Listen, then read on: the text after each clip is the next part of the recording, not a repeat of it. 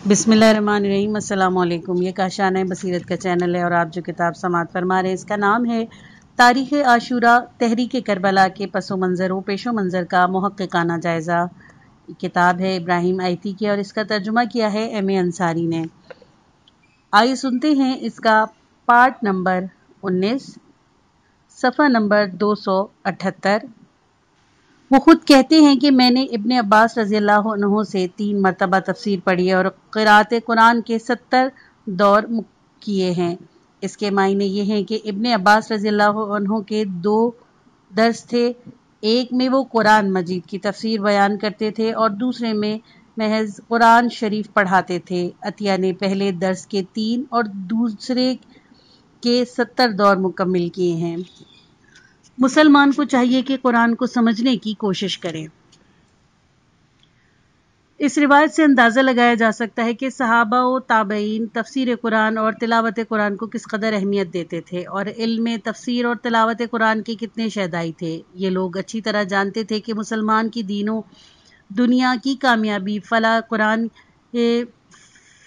कुरान ही के ज़रिए ज़ेर साया है। कुरान इसीलिए नाजिल हुआ है कि मुसलमान हमेशा इसकी तिलावत करते रहें और इसके मतलब पर गौर करते रहें। कुरान करीम की एक आयत में इसकी तस्रीह है कि मुसलमानों को 2 काम करने चाहिए। एक तो ये कि कुरान की तफसीर रसूल खुदा सल्लल्लाहु अलैहि वसल्लम से सीखें और दूसरे ये कि खुद भी कुरान समझने की कोशिश करें और उस पर गौर करें। सूरह नहल आयत नंबर 44 में है तर्जुमा, हमने आप पर यह कुरान उतारा है ताकि आप इसके मज़ामीन लोगों पर जाहिर करें और वो खुद इन पर गौर करें। आयत का मतलब ये है कि लोगों को 2 काम करने हैं। एक तो ये कि रसूल खुदा सल्लल्लाहु अलैहि वसल्लम से जो तफसीर उन तक पहुँचे उसे सीखें और याद करें। कुरान की जो आयत तशरीह की मोहताज हैं उनको रसूल अकरम सल्लल्लाहु अलैहि वसल्लम के बयान की हुई तफसीर की मदद से समझे। इसका ये मतलब नहीं है कि जो महकम आयात साफ और वाज़ेह हैं उनमें भी रसूलुल्लाह सल्लल्लाहु अलैहि वसल्लम की तफसीर की ज़रूरत है। रसूलुल्लाह सल्लल्लाहु अलैहि वसल्लम ने कुरान का कोई तर्जुमा नहीं किया। मुराद वो आयात हैं जिनकी तफसील और तौज़ीह की ज़रूरत है, जिनका कोई कुछ मतलब लेता है और कोई कुछ। मुसलमानों का दूसरा फरीज़ा जिसकी इस आयत में तस्रीह है ये है कि खुद भी कुरान मजीद से इस्तिफ़ादा हासिल करें और उसको समझने में अपनी अक्ल इस्तेमाल करें। रसूल खुदा सल्लल्लाहु अलैहि वसल्लम जो कुरान की तशरीह और तफसीर करते हैं और इसका मतलब ये नहीं है कि मुसलमान कुरान का मतलब समझने से महरूम कर दिए गए हैं और इन्हें चाहिए कि इस आयत का मतलब भी रसूलुल्लाह सल्लल्लाहु अलैहि वसल्लम से पूछें। इन्नल्लाहा यअमुरु बिल अदल वल एहसानि व ईताई ज़िल क़ुरबा। इस आयत का मतलब तो इतना साफ और वाज़ेह है कि जिसे अरबी से ज़रा भी वाक़फ़ियत होगी वो इसे समझ सकता है, इससे फ़ायदा उठा सकता है और नसीहत हासिल कर सकता है। कोई शख्स भी इस आयत का सिवाय इसके कुछ मतलब नहीं समझेगा कि अल्लाह ताला लोगों को हुक्म देता है कि इंसाफ करें, जुल्म से काम ना लें, नेकी करें और अपने रिश्तेदारों के साथ हुस्ने सलूक और मोहब्बत और मेहरबानी से पेश आएं। इस तरह जब मुसलमानों के सामने ये आयत तिलावत की गई थी, बड़ी खराबी है नाप तोल में कमी करने वालों की कि जब लोगों से अपना हक नाप कर लें तो पूरा लें और जब उन्हें नाप या तोल कर दें तो घटा कर दें। क्या ये लोग ये नहीं समझते कि क़यामत के दिन जिंदा करके उठाए जाएंगे, जिस दिन सब लोग रब्बुल आलमीन के सामने खड़े होंगे। सूरह मुतफ़्फ़िफ़ीन आयत नंबर 1 ता 4। तो क्या वो कह सकते हैं कि हम इस आयत का मतलब नहीं समझते? चलो रसूलुल्लाह सल्लल्लाहु अलैहि वसल्लम से पूछें कि इस आयत का क्या मतलब है। कुरान मजीद में ऐसी सारी और रोशन आयत हैं कि मुसलमान इन्हें तिलावत करें और उनके मायने पर गौर करें, इनसे सबक ले सकते हैं और नसीहत हासिल कर सकते हैं। मंदरजा बाला आयत या इसका तर्जुमा जो भी पढ़ेगा यही समझेगा कि खुदा ऐसे लोगों को आज़ाद की वईद दे रहा है जो लोग कोई चीज़ बेचते वक्त कम नापते हैं और कम तोलते हैं और दूसरों का हक कम कर देते हैं और अपना हक पूरा ले लेते हैं। खुदा कहता है कि ऐसे लोग गोया रोज़े जज़ा पर यकीन नहीं रखते और उस दिन से बेखबर हैं जब परवरदिगार का हुक्म सब हिसाब के लिए बुलाए जाएंगे। قرآن مجید وہ کتاب ہے کہ سب مسلمانوں کے لیے ضروری ہے کہ اس کی ہدایت سے استفادہ کریں اور اسے اپنی روحانی اخلاقی بیماریوں کا بہترین علاج سمجھیں۔ البتہ قرآن مجید میں کچھ آیات متشابہات ہیں جن کا سمجھنا ہر شخص کے لیے ممکن ہی نہیں، بلکہ بڑے بڑے علماء بھی ان کو سمجھنے سے قاصر ہیں۔ ایسی آیات کے لیے رسول خدا صلی اللہ علیہ وآلہ وسلم اور ائمہ طاہرین علیہ السلام کی بیان کی ہوئی تفسیر سے استفادہ ضروری ہے، لیکن قرآن کی سب آیات کی یہ بات نہیں ہے۔ بیشتر آیات بالکل واضح ہیں اور ہر شخص کی سمجھ میں آ سکتی ہیں۔ قرآن مجید کی بہت سی آیات میں یا ایھا الناس اے لوگوں، یا ایھا الذین آمنوا اے ایمان والو کہہ کر مخاطب کیا گیا ہے۔ اس کے معنی یہ ہیں کہ قرآن کارروائی سخن لوگوں کی طرف ہے، کبھی سب لوگوں کی طرف، کبھی خاص ایمان والوں کی طرف اور کبھی کافروں اور منافقوں کی طرف۔ قرآن وہ کتاب ہے جو تمام بنی نوع انسان کے لیے نازل ہوئی ہے۔ اسلام بھی تمام بنی نوع انسانی کا مذہب ہے، البتہ کچھ لوگوں نے اسے قبول کر لیا اور وہ اس کی تصدیق کرتے ہیں، اور کچھ لوگوں نے اسے قبول نہیں کیا، وہ اس کی تصدیق نہیں کرتے۔ اور اگر کچھ لوگ خدا کو نہیں مانتے تو اس کا مطلب یہ نہیں ہے کہ خدا صرف ان کا ہے جو اسے مانتے ہیں اور دیندار ہیں۔ وہ سب مومنوں اور کافروں کا خدا ہے، سب موجودات و ممکنات کا خدا ہے۔ قرآن بھی تمام بنی نوع انسانوں کے لیے نازل ہوا ہے، تمام اہل عالم اس کے مخاطب ہیں، اور وہ بھی جو اسے آسمانی کتاب مانتے ہیں اور وہ بھی جو اسے نا سمجھی یا ضد سے نہیں مانتے۔ رسول خدا صلی اللہ علیہ وآلہ وسلم بھی تمام انسانیت کے پیغمبر ہیں، ان کے بھی جو انہیں پیغمبر مانتے ہیں اور ان کے بھی جو انہیں پیغمبر نہیں مانتے۔ اسی طرح امام علی علیہ السلام بھی اور دوسرے 11 امام علیہ السلام بھی اپنے اپنے دور میں تمام بنی نوع انسان کے امام ہوئے ہیں۔ امام زمانہ جل اللہ تعالی فرجہ آج تمام بنی نوع انسان کے امام اور حجت الہی ہیں، ان کے بھی جو ان کی امامت پر یقین رکھتے ہیں اور ان کے بھی جو کسی وجہ سے ان کی امامت کے عقیدے سے محروم ہیں۔ بہرحال یہ سمجھنا کہ قرآن عام فہم لوگوں کے فہم سے بالا تر ہے، یہ صرف تبرک کے طور پر گھر میں رکھنے کی جگہ ہے، یا اگر پڑھا بھی جائے تو محض ثواب کمانے کے لیے، سمجھنے کے لیے اور عمل کرنے کے لیے نہیں۔ یہ سب بے بنیاد اور خلاف مذہب باتیں ہیں۔ یہ قرآن میں غور و فکر اور اس سے استفادے سے روکنا ہے۔ قرآن کی تلاوت کرنے یا آیت قرآنی کے سننے سے ایمان تازہ ہوتا ہے۔ اللہ تعالیٰ نے اپنے بندوں سے کہا ہے کہ قرآن میں غور و فکر کریں۔ ارشاد ہے سورہ محمد آیت نمبر 24، کیا وہ قرآن میں غور نہیں کرتے یا ان کے دلوں پر قفل لگے ہوئے ہیں؟ قرآن پر غور کیے بغیر کوئی اسے کیسے سمجھ سکتا ہے، کیسے اس سے ہدایت حاصل کر سکتا ہے اور کیسے اسے دنیا و آخرت میں اپنا رہبر بنا سکتا ہے؟ امین الاسلام مرحوم نے اپنی تفسیر مجمع البیان کے مقدمے میں رسول اللہ صلی اللہ علیہ وآلہ وسلم کی ایک حدیث نقل کی ہے کہ رسول اللہ صلی اللہ علیہ وآلہ وسلم نے فرمایا، جس نے قرآن پڑھا اور سمجھا اس سے قیامت کے دن حساب کے بعد کہا جائے گا، قرآن پڑھتا جا اور ترقی کرتا جا۔ جس طرح دنیا میں ترتیل کے ساتھ یعنی ٹھہر ٹھہر کر اور صحت کے ساتھ پڑھتا تھا، اب بھی پڑھ، جتنا قرآن پڑھے گا اتنا ہی تیرے درجات بلند ہوں گے۔ اس حدیث کا یہ مطلب سمجھنا چاہیے کہ جنت میں وہی قرآن پڑھے گا اور آیات کے شمار کے لحاظ سے جنت کے درجات طے کرنے لگے گا، جس نے دنیا میں قرآن کی تلاوت کی ہوگی، اور ہر آیت کی تلاوت کے ساتھ روحانی اور اخلاقی ایمانی بلندی حاصل ہوگی۔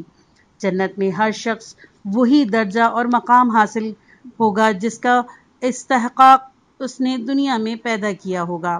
اللہ تعالیٰ نے قرآن مجید میں مسلمانوں کو اسی لیے عطا کیا ہے کہ وہ اسے مقدس و مطہر کتاب سمجھیں، اس پر غور کریں اور اس سے استفادہ حاصل کریں۔ مسلمانوں کو دوسری ہر کتاب سے پہلے اور دوسری ہر کتاب سے زیادہ قرآن مجید سے لگاؤ پیدا کرنا چاہیے، قرآن سے فائدہ اٹھانا چاہیے اور اس پر عمل کرنے کی نیت سے اسے پڑھنا چاہیے۔ کتنا اچھا ہو جو ہر مسلمان ہر روز اس نیت سے قرآن کی کچھ آیت تلاوت کرے اور ان پر خوب غور کرے۔ اگر عربی نہیں جانتا تو ترجمہ دیکھے اور اپنے پروردگار کے کلام سے جس کی برابری کوئی دوسرا کلام نہیں کر سکتا، کسب فیض کرے۔ اگر 10 آیتیں ثواب کی غرض سے پڑھتا ہے تو ایک آیت روحانی اور اخلاقی تربیت کے لیے بھی پڑھ لے۔ سچ تو یہ ہے کہ جب تک کوئی عمل انسان پر اچھا اثر نہ چھوڑے ثواب کا کچھ مطلب ہی نہیں ہے۔ بہرحال ہر روز پابندی سے قرآن مجید کی تلاوت کرنی چاہیے، حتی الامکان اس کا مفہوم سمجھنے کی کوشش کرنی چاہیے۔ ہماری زبان میں بکثرت عربی کے الفاظ مستعمل ہیں، اسی لیے بہت تھوڑی کوشش سے قرآن مجید کے ترجمے سے مناسبت پیدا کی جا سکتی ہے۔ آج ہمارے تعلیم یافتہ لوگ عربی سے خوف کھاتے ہیں، لیکن یہ ڈر روب بآسانی دور کیا جا سکتا ہے۔ کسی چیز کا روب اس وقت تک رہتا ہے جب تک آدمی اسے جانتا اور سمجھتا نہیں ہو۔ اگر قرآن اور اس کے مفہوم سے مناسبت پیدا ہو جائے اور اس کے مواعظ و حکم سے استفادے کی عادت پڑ جائے تو پھر قرآن کی تلاوت سے بھی لذت محسوس ہونے لگے گی۔ اسی لیے قرآن پڑھنا چاہیے اور قرآن پڑھیے، اس کی جگہ کسی دوسری کتاب کو نہ دیجیے۔ ہر روز قرآن کی تلاوت کی عادت ڈالیے۔ مقدار کا تعین آپ کی اپنی سہولت پر منحصر ہے۔ حتی الامکان آیات کا ترجمے پر توجہ دیجیے۔ اگر عربی سمجھ میں نہیں آتی تو ترجمے میں ساتھ ساتھ دیکھتے جائیے۔ جب موقع اور فرصت ہو تو ان آیات کے متعلق اپنے گھر والوں اور بیوی بچوں سے بھی گفتگو کیجیے۔ قرآن سے بیگانہ رہنا اور قرآن کو نہ سمجھنا کسی مسلمان کو زیب نہیں دیتا۔ قرآن پڑھنے، سمجھنے اور عمل کرنے کے لیے ہی نازل ہوا ہے، اسی لیے قرآن سے لگاؤ پیدا کریں، فضائل کی عادت ڈالیں اور رذائل اور برائیوں سے اجتناب کریں۔ قرآن پاک کی تلاوت سے ثواب کا مطلب یہی ہے کہ اس سے روحانی تربیت ہوتی ہے۔ جو اچھا کام کرتا ہے اسے ثواب ملتا ہے، یعنی روحانی بلندی حاصل ہوتی ہے۔ بالفاظ دیگر نیک کام سے آدمی میں اخلاقی لحاظ سے کچھ اضافہ ہو جاتا ہے۔ اگر یہ اضافہ نہیں ہوتا اور آدمی کچھ اوپر نہیں اٹھتا تو پھر ثواب کے کچھ معنی نہیں ہیں۔ اسی طرح گناہ کا یہ مطلب ہے کہ آدمی پہلے سے کچھ پست ہو جاتا ہے۔ اگر ایسا نہ ہو تو گناہ کے کچھ معنی ہی نہیں ہیں۔ ثواب کے کام وہ ہیں کہ جو اگر توجہ اور ارادے کے ساتھ کیے جائیں تو آدمی پر اچھا اثر چھوڑتے ہیں، اس کی روحانی ترقی کا موجب ہوتے ہیں۔ اچھی عادتوں کو باقی رکھیں اور بری عادتوں کو ختم کر دیں۔ گناہ کے کام وہ ہیں جو روح کو زنگ آلود کرتے ہیں، برائیوں کو ترقی دیتے اور کچھ اچھی عادتوں کو کمزور کرتے ہیں۔ قرآن کی تلاوت پسندیدہ عمل ہے، بشرط یہ کہ نیکیوں میں اضافہ اور برائیوں میں کمی کا سبب ہو، نیکی کی عادت کو تقویت دے اور بری عادتوں کو ختم کر دے۔ روزے 40 شہدائے کربلا کے چہلم کے موقع پر امام حسین علیہ السلام اور شہدائے واقعہ طف کی زیارت مستحب ہے، اسی لیے 40 کے دن اطراف دا کناف سے آئے ہوئے شیعوں اور سنیوں کا کربلا معلی میں بڑا ہجوم ہوتا ہے۔ لوگ ان بزرگوں پر جنہوں نے حق پرستی اور جاں بازی کا اعلیٰ ترین مظاہرہ کیا اور درود و سلام بھیجتے اور اپنی اپنی زبانوں میں اور اپنے اپنے الفاظ میں رسوم زیارت ادا کرتے ہیں اور اس بلند مقصد سے اپنی دل بستگی کا اظہار کرتے ہیں جو ان بزرگوں کو میدان شہادت میں کھینچ لایا۔ لیکن کیا ہی اچھا ہو کہ دعا و زیارت اسی طریقے سے پڑھی جائے جو رسول خدا صلی اللہ علیہ وآلہ وسلم یا ائمہ طاہرین علیہ السلام سے منقول ہے، اور دعا کے معاملے میں ان دعاؤں کو ترجیح دی جائے جو خود قرآن مجید میں آئی ہیں۔ بڑے افسوس کی بات ہے کہ لوگ دور دور سے آ کر امام سامن علی بن موسیٰ الرضا علیہ السلام کے مرقد مطہر کی زیارت سے شرفیاب ہوتے ہیں، مگر مشہد مقدس میں اپنے چند روزہ قیام کے دوران سوائے اس عامیانہ زیارت کی جو زیارت فروشوں نے بنائی ہوئی ہے اور کچھ نہیں پڑھتے، اور ان تمام زیارتوں کی برکتوں سے محروم رہ جاتے ہیں جو ائمہ طاہرین علیہ السلام سے مروی ہیں۔ ہر مسلمان اسلام شناس نہیں ہوتا۔ لوگ امام رضا علیہ السلام کو صرف غریب الغرباء کے لقب سے یاد کرتے ہیں۔ یہ لوگ دیندار ہوں گے مگر دین شناس نہیں۔ دینداری اور چیز ہے اور دین شناسی اور چیز۔ یہ لوگ خدا اور رسول صلی اللہ علیہ وآلہ وسلم اور دین و مذہب پر عقیدہ رکھتے ہیں اور اپنی طرف سے مذہبی مراسم کی انجام دہی کی پوری کوشش کرتے ہیں، لیکن چونکہ دین شناس نہیں لہٰذا عموماً ان کی کوششیں جاہلانہ اور عامیانہ ہوتی ہیں۔ کبھی ثواب کی نیت سے خدا سے لڑتے ہیں اور کبھی دین کے خاطر دین اور دینداروں پر حملہ کر دیتے ہیں، اور کبھی اس ڈرامے سے کافر نہ ہو جائیں دینداروں کو کافر سمجھ بیٹھتے ہیں۔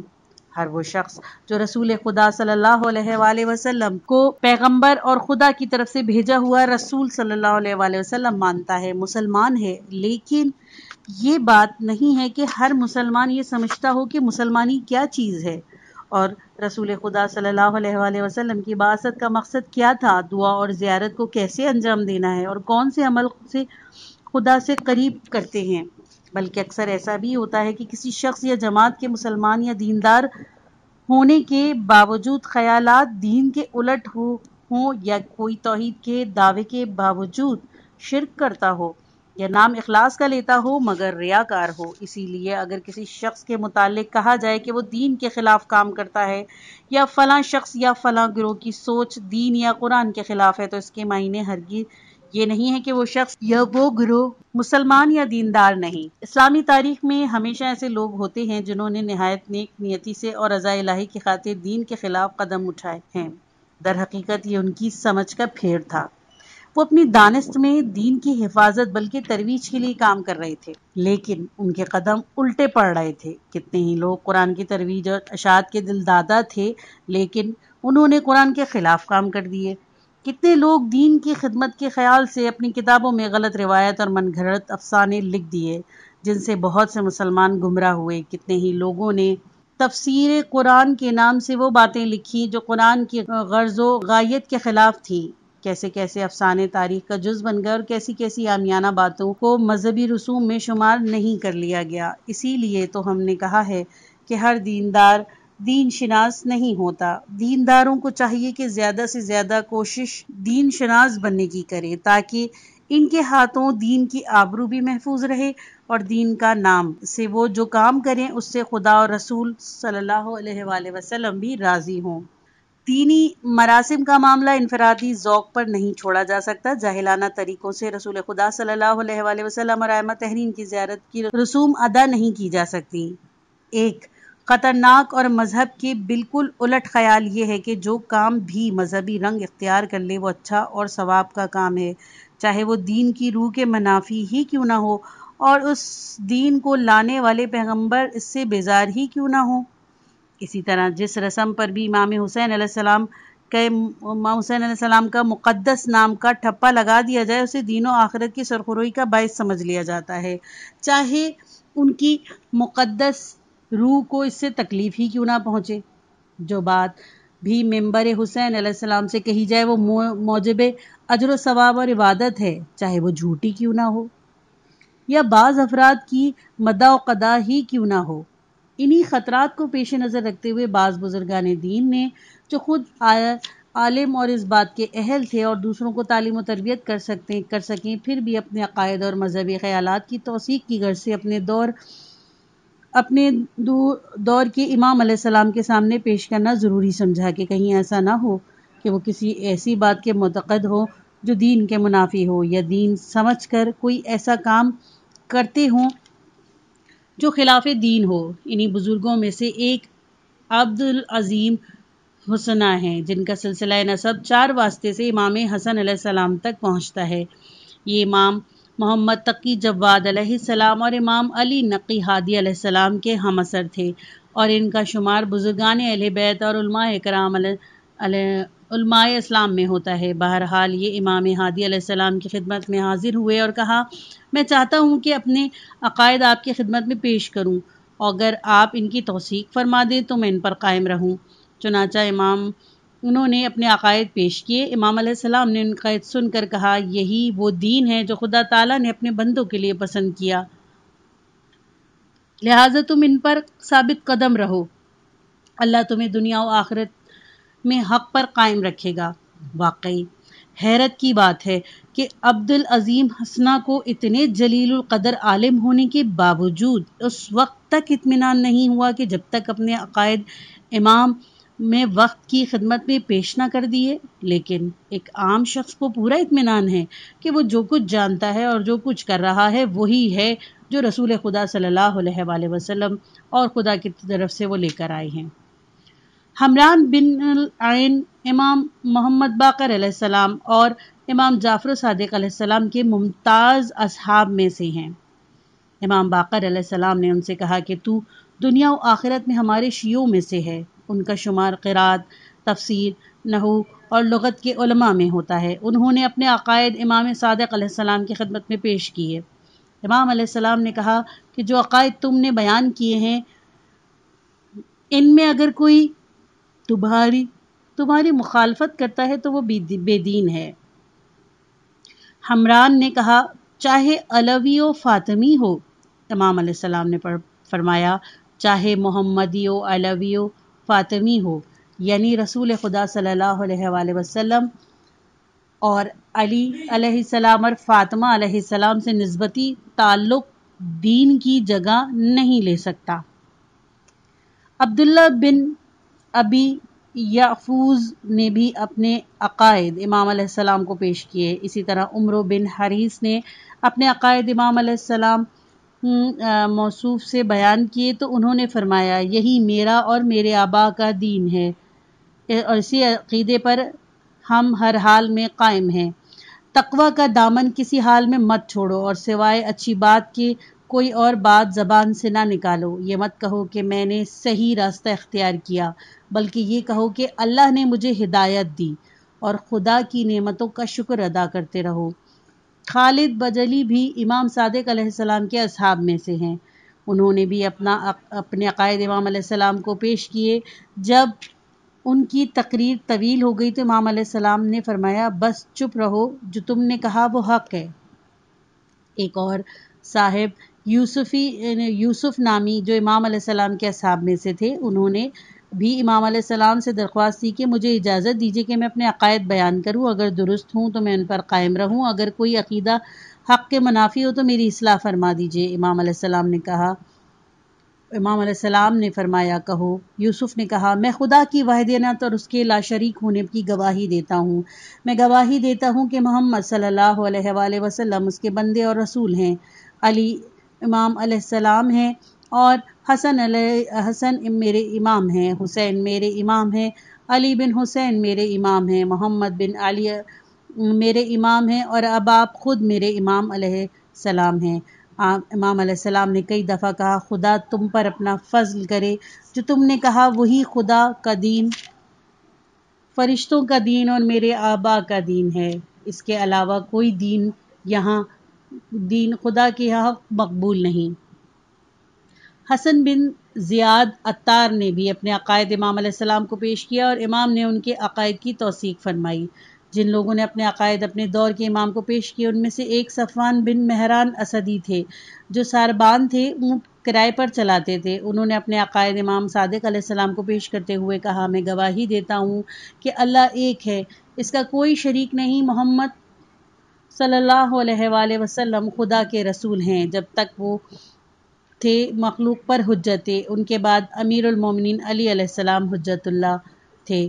امام علیہ السلام نے کہا خدا تجھ پر رحمت فرمائے۔ مصفوان نے پھر کہا ان کے بعد حسن بن علی حجت اللہ خلق تھے۔ امام علیہ السلام نے فرمایا تجھ پر خدا کی رحمت ہو۔ پھر کہا اس کے بعد حسین بن علی علیہ السلام حجت اللہ خلق تھے۔ امام علیہ السلام نے کہا تجھ پر خدا کی رحمت۔ صفوان نے کہا پھر علی ابن الحسین حجت اللہ خلق تھے۔ امام نے فرمایا تجھ پر خدا کی رحمت۔ کہا پھر محمد بن علی حجت اللہ خلق تھے۔ امام نے فرمایا تجھ پر خدا کی رحمت۔ صفوان نے عرض کیا اب آپ حجت اللہ خلق ہیں۔ امام علیہ السلام نے فرمایا تجھ پر خدا کی رحمت۔ یہ سعادت مند بزرگ امام صادق علیہ السلام اور امام موسیٰ کاظم علیہ السلام کے اصحاب میں سے تھے۔ کئی بار امام صادق علیہ السلام کو مدینے سے عراق لے گئے۔ امام علیہ السلام ششم ان سے اونٹ کرائے پر لیتے، خود صفوان بھی امام علیہ السلام کے ہمراہ جایا کرتے۔ انہوں نے امام علیہ السلام کی برکت سے امام علی علیہ السلام کی قبر کو پہچانا، جو اس وقت غیر معروف تھی، اور 20 سال تک امیر المومنین علیہ السلام کی قبر پر مجاور رہے۔ صفوان شیعہ بزرگوں میں سے ہیں۔ انہوں نے ائمہ طاہرین علیہ السلام سے روایت نقل کی ہے۔ زیارت وارثہ، زیارت عاشوراء، دعائے علقمہ اور امیر المومنین علیہ السلام کی ایک زیارت انہی سے مروی ہیں۔ شیخ طوسی نے مصابیح المحتجد میں زیارت وارثہ صفوان ہی کے طریق سے امام جعفر صادق علیہ السلام سے روایت کی ہے۔ انہوں نے زیارت عاشورہ 2 طریق سے روایت کی ہے، ایک علقمہ بن جعفر خضرمی عن الامام محمد الباقر علیہ السلام اور دوسرے صفوان الجمال عن الامام الصادق علیہ السلام۔ صفوان بن سیف بن عمیرہ کہتے ہیں کہ میں امام صادق علیہ السلام کے ہمراہ تھا کہ آپ نے یہاں سے اس طرح زیارت کی اور دعائے علقمہ پڑھی۔ خاص بات یہ ہے کہ جو دعائے علقمہ کے نام سے مشہور ہے اور دعائے عاشورہ کے بعد پڑھی جاتی ہے، وہ صفوان نے امام صادق علیہ السلام سے روایت کی ہے، نہ کہ علقمہ نے امام باقر علیہ السلام سے، اسی لیے اس کو دعائے صفوان کہنا چاہیے۔ معلوم نہیں دعائے علقمہ کے نام سے کیوں مشہور ہو گئی۔ اربعین نے امام حسین علیہ السلام کی بھی ایک زیارت انہی صفوان نے امام صادق علیہ السلام سے روایت کی ہے۔ دوسری زیارت اربعین وہ ہے جو جابر بن عبداللہ انصاری رضی اللہ عنہ نے امام علیہ السلام کی زیارت کے موقع پر پڑھی تھی۔ اسے عطیہ بن سعد بن جنادہ اوفی نے جابر بن رضی اللہ عنہ سے روایت کی ہے۔ زیارت اربعین میں صفوان کے 2 فقرے بہت مشہور ہیں، جن کا ترجمہ یہ ہے: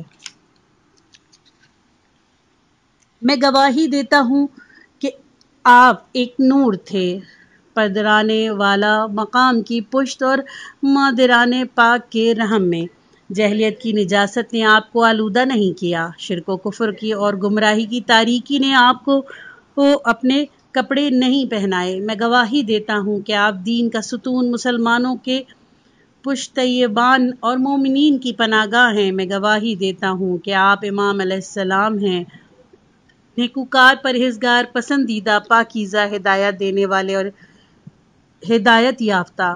میں گواہی دیتا ہوں کہ آپ کے فرزندوں میں سے ائمہ تقویٰ کی سند ہے، ہدایت کا نشان، قابل اطمینان وسیلہ اور اہل دنیا پر حجت ہیں۔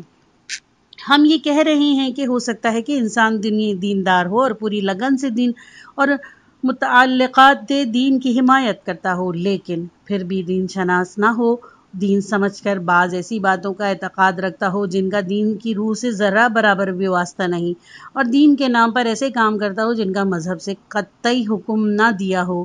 اسی لیے اس حدیث کے مطابق جو سیوطی نے جامع الصغیر میں روایت کی ہے، رسول خدا صلی اللہ علیہ وآلہ وسلم نے فرمایا، جس بندے کے ساتھ اللہ بھلائی کرنا چاہتا ہے اسے دین کی سمجھ عطا کر دیتا ہے، دنیا اس کی نظروں میں حقیر ہو جاتی ہے اور اسے اپنے عیب دکھائی دینے لگتے ہیں۔ بظاہر حدیث کے پہلے جز کا یہی مطلب ہے کہ اللہ جس کو ساتھ بھلائی کرنا چاہتا ہے اسے دین شناس بنا دیتا ہے تاکہ وہ دین کو سمجھے اور جو اعتقاد رکھے اعلیٰ وجہ البصیرت رکھے، نہ کوئی چیز ہوائے نفسانی سے بڑھائے اور نہ کوئی چیز عذرائے نادانی کم کرے۔ اس حدیث شریف کی روح سے بندے کی بھلائی اور سعادت کی بنیاد یہی ہے۔ یہ کہنا غلط نہیں ہوگا کہ اسلامی تاریخ میں جتنے فتنے پیدا ہوتے ہیں اور جتنے ناقابل تلافی نقصان ہم مسلمانوں کو پہنچے ہیں، ان کی اصل وجہ یہی تھی کہ مسلمان میں سے بہت سے دین شناس نہیں تھے، اور ایسے لوگوں نے اپنے خیال میں دین اسلام کی خدمت کی، مگر در حقیقت اسلام اور مسلمانوں کو نقصان پہنچایا۔ شاید اس کی وجہ یہ بھی تھی کہ خلفاء کے عہد میں بڑی تیز رفتاری سے فتوحات ہوئیں، ہر روز کوئی نہ کوئی شہر یا علاقہ فتح ہوتا تھا اور لوگ اسلام قبول کرتے تھے، مگر یہ ممکن نہیں تھا کہ یہ نو مسلم اسلام کی حقیقت اور اس کی اصل تعلیمات سے بھی آگاہ ہو جائیں گی اور قرآن اور اس کے احکام اور اس کی اخلاقی تعلیم کو صحیح صورت میں سمجھ لیں گی۔ کشور کشائی اور سیاسی غلبہ اور چیز ہے، اور لوگوں کو اسلام کی روح اور اس کی تعلیمات کی قدر و قیمت سے واقف کرانا کچھ اور بات۔ قرآن کریم میں جو آیات رسول خدا صلی اللہ علیہ وآلہ وسلم کی شخصیت کے بارے میں ہیں، ان میں سے کسی میں رسول اللہ صلی اللہ علیہ وآلہ وسلم کو کشور کشا نہیں کہا گیا اور نہ کشور کشائی ان کے فضائل میں شمار کی گئی ہے۔ یہ پارٹ ختم ہوا، کتاب کا اگلا حصہ نیکسٹ پارٹ میں سنیے۔